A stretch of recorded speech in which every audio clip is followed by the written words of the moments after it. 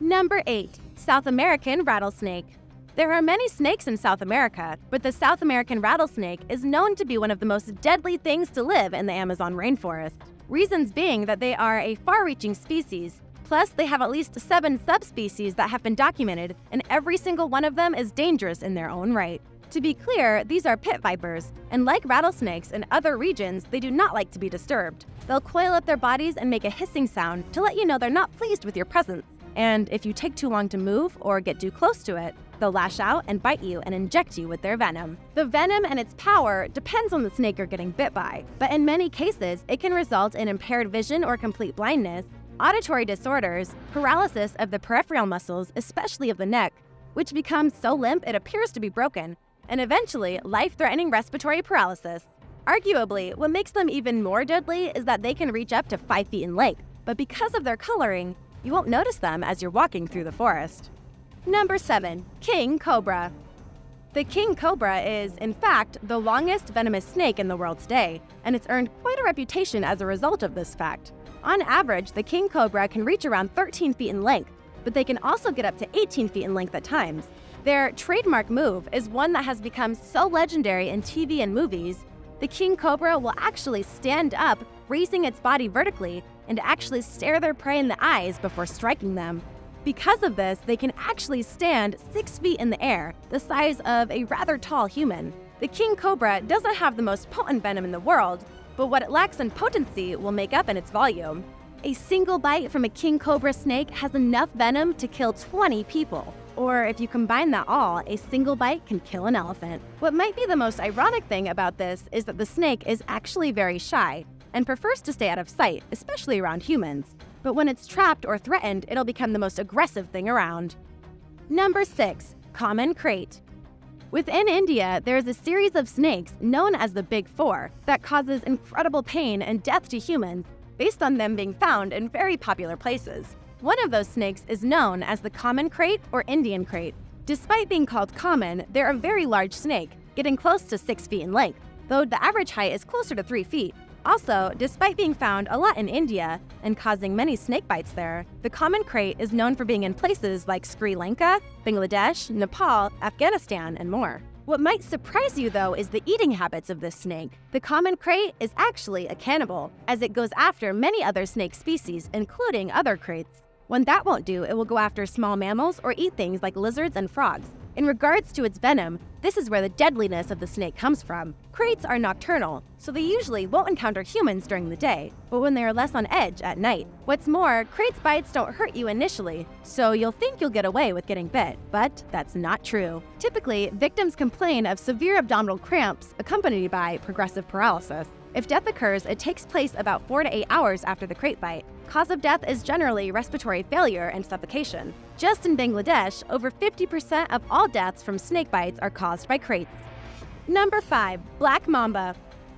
This is the largest venomous snake you can find in Africa, the feared black mamba. To be fair, on average, the black mamba usually reaches about 9 feet, but one was found to have been over 14 feet, which is well over double the size of a human. As if being venomous wasn't enough to make it feared, this snake is the fastest striking snake in the world, as it's able to strike over 12 miles per hour, and it's one of the most aggressive snakes out there today. So while many other snakes have more powerful venom, on the whole, the black mamba is the snake you don't want to meet. Even in its own habitat, it's not threatened by others. The black mamba doesn't have many predators it needs to look out for. If you still don't believe the power of the snake, then know that the venom of the black mamba is so powerful that it can cause a collapse or even death in people in only 30 minutes after being bit. Number 4. Saw-scaled viper. The saw-scaled viper is a venomous snake that is part of a family of snakes known as the Echis. What separates this one out of its brethren is that it's responsible for the most human deaths in the world via snake bites. It doesn't have the most powerful venom in the world, not even close in some cases, but rather it's known for causing deaths because it's in populated areas within the Middle East and India. These are places that the anti-venom wouldn't be able to be distributed very easily. As for what the venom does, local symptoms include swelling and pain, which appears within minutes of the bite. In very bad cases, the swelling may extend up to the entire affected limb within 12 or 24 hours and blisters on the skin. The amount of venom pumped into its victims depends on the snake itself, which is why it's not the deadliest snake in the world. Should you get bit, you'll need to get one of the many anti-venoms, for it quickly will make you suffer very fatal consequences. Number 3. Russell's Viper. In India, there are many snakes, but several of the deadliest among them are found in the country, such as the Russell's Viper. It's a very dangerous and potently venomous snake that can be found in the country, and is known for being one of the snakes that causes the most deaths in humans. Deboia is also responsible for causing the most snakebite incidents and deaths among all venomous snakes, on account of many factors, such as their wide distribution, generally aggressive demeanor, and frequent occurrence in highly populated areas. Places you can find this viper include Asia throughout the Indian subcontinent, much of Southeast Asia, southern China, and Taiwan. If you're curious about the name, it was named after the famous scientist Patrick Russell. He liked to study amphibians and reptiles and was one of the people who helped identify many of the snakes that reside in India. What makes this viper so deadly is that unlike certain other snakes, they aren't afraid to truly inject people with lots of venom to make their point. What's more, when the venom gets in you, it's going to hurt. Envenomation symptoms begin with pain at the site of the bite, immediately followed by swelling of the infected area. Bleeding is a common symptom, especially from the gums and in the urine. The blood pressure drops and the heart rate fails.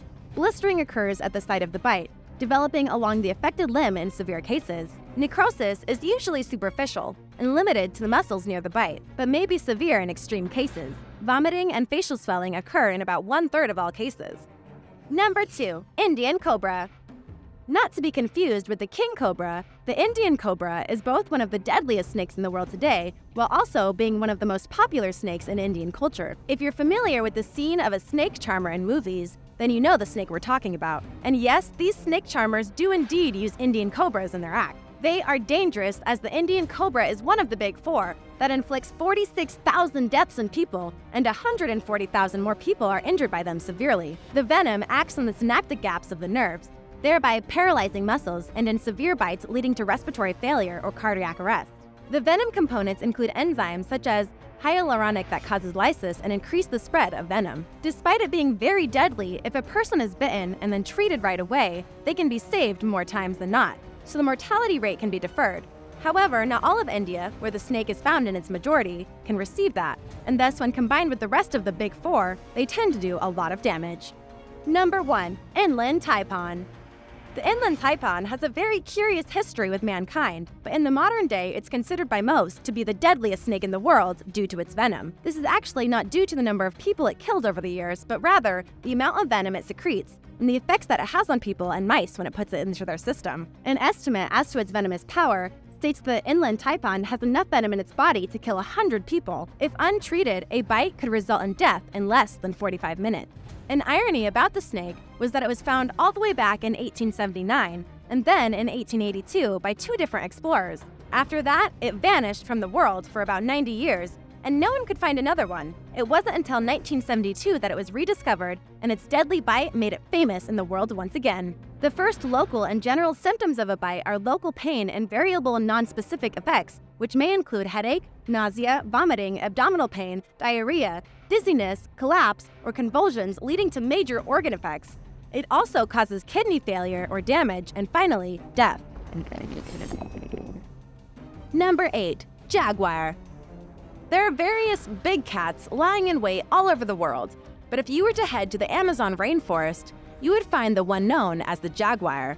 Should you encounter them, you need to be wary, as these are vicious hunters with blinding speed and incredible bite strength. Jaguars are often confused with leopards, but the difference is that leopards don't exist in the Western Hemisphere. What's more, jaguars are larger and heavier than them, and that helps make them an apex predator of the Amazon. They are one of the premier ambush predators in the world today. They like to walk paths and other areas quietly as they stalk their prey, then burst with incredible speed, hit them in their blind spots, and kill them in as few moves as possible. Jaguars have incredible bite strength, and some say they even have more bite strength than lions or tigers. Regardless or not, they have the ability to bite right through the skulls of an enemy, as well as shells should its prey have them. Ironically though, jaguars are considered one of the least likely big cats to hunt and kill humans. They have instincts that tell them to flee when they see humans, and most times they only attack humans if threatened, wounded, or if they infringe on their territory. But for the rest of the animal kingdom, the jaguar is a creature they should fear, as these cats are known to eat at least 87 different kinds of species of animal. Number 7. Pacu fish. Believe it or not, the piranha that lives in the waters of the Amazon River have a cousin. They're called the pacu fish. While piranha are feared for their aggressive natures, Pacu fish give people nightmares for different reasons. First off, these fish are huge and are much bigger than the regular piranha. Their length can be up to 3.5 feet at times, and they can weigh up to 88 pounds. Second, unlike their piranha brethren, these fish float more to the side of vegetarians, and they technically are omnivores. Yep, they only eat plants and seeds and nuts that fall from the trees for the most part, which brings us to the most unique aspect of the pacu fish. If you were to find one of these pacu fish and look at their teeth, you'd be very confused because they look like human teeth. While piranha have sharp and angled teeth to work their way through meat and muscles, the pacu fish have more human-like teeth. Why? Well, it's because they eat hard objects like nuts and seeds, thus they use their teeth to break them down and get within. It's an interesting evolution, albeit one that has many people very confused, as it looks too much like human teeth. There have also been very unique stories of these fish potentially attacking humans and biting certain regions, but these have not been confirmed. That being said, they are known to have quite a bite and thus shouldn't be messed with. Number 6. South American rattlesnake. There are many snakes in South America, but the South American rattlesnake is known to be one of the most deadly beings to live in the Amazon rainforest. One of these reasons is that they are a far-reaching species. Plus, they have at least 7 subspecies that have been documented, and every single one of them are dangerous in their own way. To be clear, these are pit vipers, and like rattlesnakes in other regions, they do not like to be disturbed. They'll coil up their bodies and make a hissing sound to let you know that they're not pleased with your presence. And if you take too long to move or get too close to it, they'll lash out, bite you, and inject you with their venom. The venom and its power differs depending on the snake you're getting bit by, but in many cases, it can result in impaired vision or complete blindness, auditory disorders, paralysis of the peripheral muscles, especially of the neck, which becomes so limp it appears to be broken, and eventually, life-threatening respiratory paralysis. Arguably, what makes them even more deadly is that they can reach up to 5 feet in length, but because of their coloring, you won't notice them as you're walking through the forest. Number 5. Electric eel. The electric eel has not 1, but 3 different organs in its body that can produce an electric charge. When it releases said charge, it can either stun or kill its prey depending on its intent. In fact, it's stated that it has enough of an electric charge to actually kill an adult human instantly in certain cases. This is because it can discharge people with 500 volts of electricity, though it should be stated that other cases just have it to where the human is stunned so much that they drown in the body of water the electric eel is in. The electric eel only resides in the Amazon River and the Orinoco River in South America, but it's also stated to be one of the deadliest creatures that live in the area because of its powerful electricity. Because its body is long and fluid, you likely won't even notice that the electric eel is near you before it's potentially too late, which is why they're very effective hunters of prey they like to eat. To be clear, humans aren't on their menu. Number 4. Black caiman. The black caiman resides in the Amazon rainforest and river, and it's considered to be the biggest threat to people who come to the area. This particular breed of crocodile is one of the biggest alive, measuring at 20 feet at times. It's also one of the largest predators in the entire Amazon rainforest. Many label it as the apex predator of the area, and one that isn't really picky about the things it eats. It'll go right after fish, after birds, after mammals, and yes, even go after humans if the situation is right. Like many crocodiles and alligators, the black caiman is a species that prides itself on being an ambush predator or a first strike predator. It'll wade in the waters of the Amazon River and then slowly sneak up on the animal it wants to eat and then lash out. Plus, because the creature is willing to hunt at night, it makes it even harder to see in the water, especially since its skin tone has a natural camouflage that enables it to blend in for close encounters. Number 3. Arapima. Known to be 9 feet and 200 pounds at times, the arapima is one of the biggest fish you will find in the Amazon River. What might make them even more interesting, though, is that they are known for being armored fish, which is important given that there are many things like snakes, black caimans, and piranha in the waters that are known for their strength and bite power. This fish has no fear of them and has its own predatory abilities that make it very fierce in the water. However, they do have an oddity that must be noted. Mainly, unlike most fish, they need surface air in order to survive. As such, they live very close to the surface while in the Amazon River and surrounding lakes, as they need to literally come up for air, even making a coughing sound when they breathe it in. This doesn't hinder them in the long run though, and thus they can be terrors in the water when they hunt. Number 2. Payara.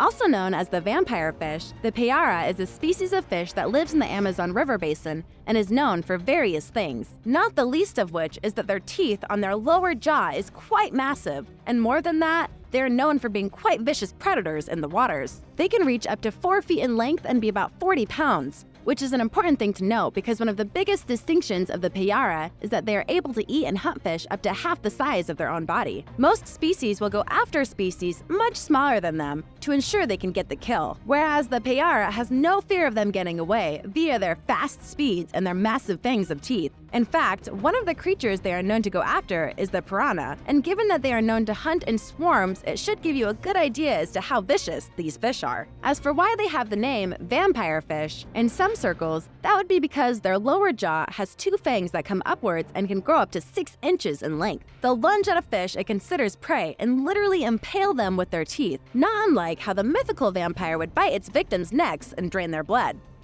Number 1. Piranha. The piranha is a fish that is characterized by its razor-sharp teeth that can bite through nearly any living thing. They usually swim in swarms, and so when they eat, they will come together to literally pick the bones clean, regardless of what has fallen into the water. This makes them one of the most aggressive and merciless things in the water on Earth. Another reason that people fear this fish is their size, with them getting up to 2 feet in length at times. So when you compile that size in regards to their swarms, you can further see why they are a force to reckon with no matter what food they're going after. One thing to note though, piranhas don't openly attack humans. They'll bite them, sure, but they don't usually eat humans for a very simple reason. When they fall into the water, they aren't hurt. Piranha prefers prey that's weak in various ways, that they can't resist the swarm descending on them and killing them. It should also be noted that there isn't a single species of piranha. There are actually several within the regions of South America where they live. Not all piranha species are full-on meat eaters. Some are herbivores, some are omnivores, and yes, some are meat eaters purely, like the red-bellied piranha, which is the most dangerous of them all. Regardless of that though, piranhas are very well organized. They signal to each other when prey is weak, and they'll even share the food with others so that everyone gets a bite. With all these factors, it's no wonder that the myths and legends of piranhas and their feeding frenzies have grown to mythical proportions and the fear of them has been legendary. Number 9. Goldfish.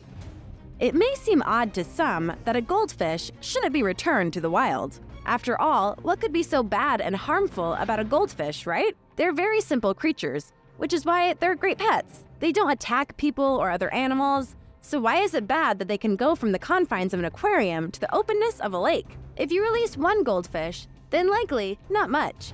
But if you release an aquarium's worth of them, yeah, that's a problem. Allow me to tell you a story of what happened in Boulder, Colorado. A couple decided to release their goldfish into a nearby lake. There were only a handful of them, but that was enough. Soon after their release, they began to multiply, and eventually the lake was filled with goldfish. And while that might seem adorable, that's actually kind of bad. How so? Certain species of fish don't have a lot of natural predators. Goldfish are one of such creatures, as they're descendants of a carp from Japan. Since no other fish are attacking them or eating their eggs, they're free to populate and grow at will, which has happened more than once in places all over the United States.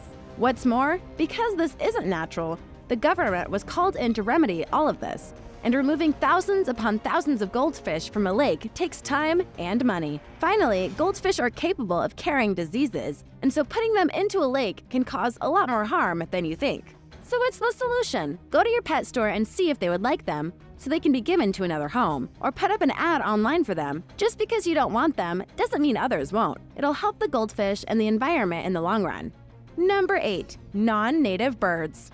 The story I'm about to tell you is 100% true, and a big reason why you need to be careful when you bring a non-native animal into your home. In 1890, a fan of William Shakespeare named Eugene Shefflin had a dream.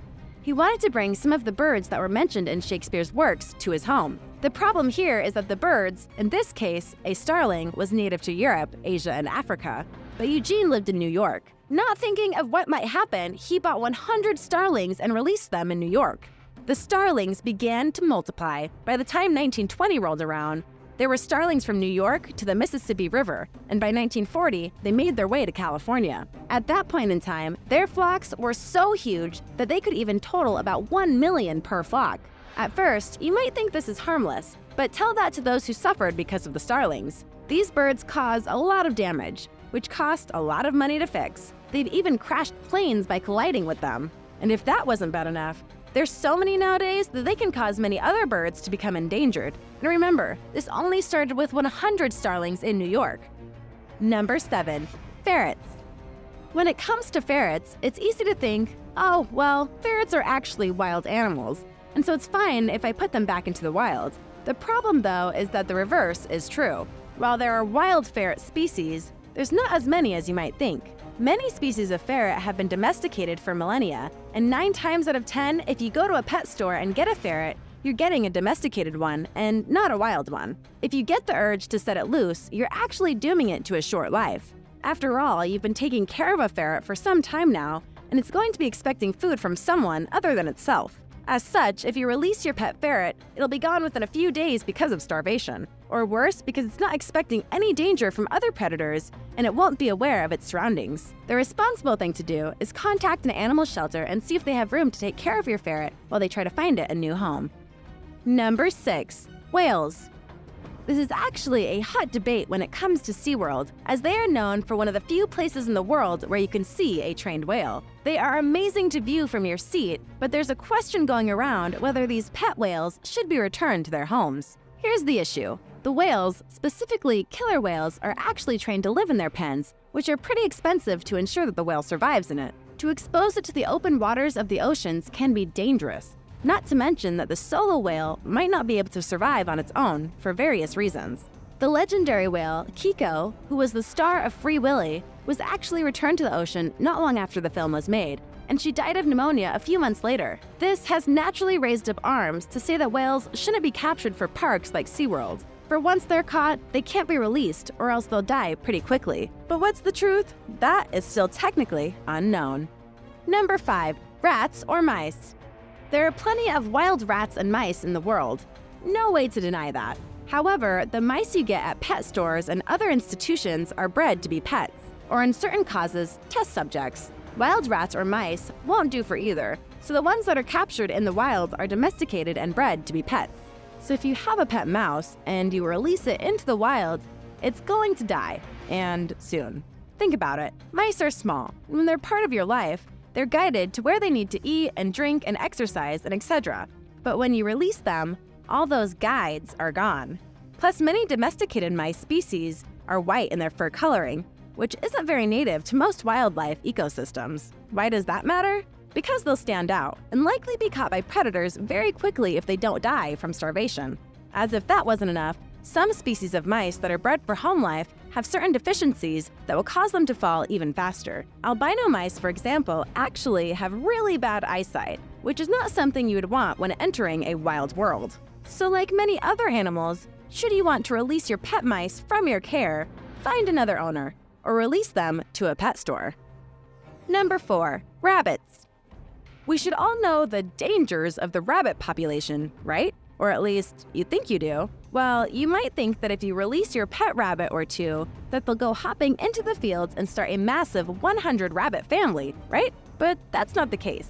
Like most domesticated animals, pet rabbits being released into the world at large is actually a death sentence. First, because of how they're raised and trained, they don't know how to get their own food. Yes, rabbits eat seeds, but because of how it's raised at your house, that's not all it eats, right? So if you take that away, what's it supposed to do? Continuing on with that notion, if it doesn't know what to do, it'll be easy prey for predators. Wild dogs, foxes, cats, hawks, raccoons, birds, and more feast on rabbits. They'll just stay out in open areas waiting for guidance on what to do, and they'll be snatched up by one or multiple things and never be seen again. Ironically enough, the act of abandoning a rabbit or releasing it out into the world on its own is in fact illegal. Number 3. Argentine tegu. In Florida, there's now a new animal outbreak going on, and the source of it is the Argentine tegu. This is a very unique lizard that was very much not native to Florida and the US. But because of an exotic pet dealer, they were released into the Sunshine State, and as such, they began to breed and things went south from there. You see, the tegus can lay about 34 eggs per year. When you multiply that across a bunch of tegus, their population can get pretty massive. Florida is already a home to many species that honestly shouldn't be there in the first place. The worst part, though, is that the tegu is a recent addition to the population, so it's actually not clear how it will affect the animal natives of Florida, but it's only a matter of time before we find out. Number 2. Turtles. Turtles. They're kind of an odd pet, but they can make you happy, and they're actually really easy to take care of. But when you're done raising it, should you dump it in the wild? The answer is no.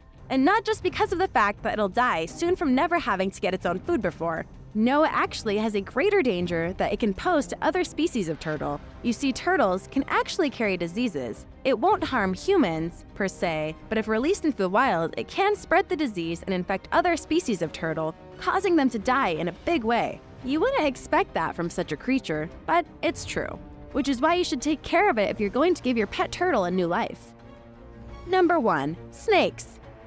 Snakes are curious pets, and definitely not for ones who want a loving pet.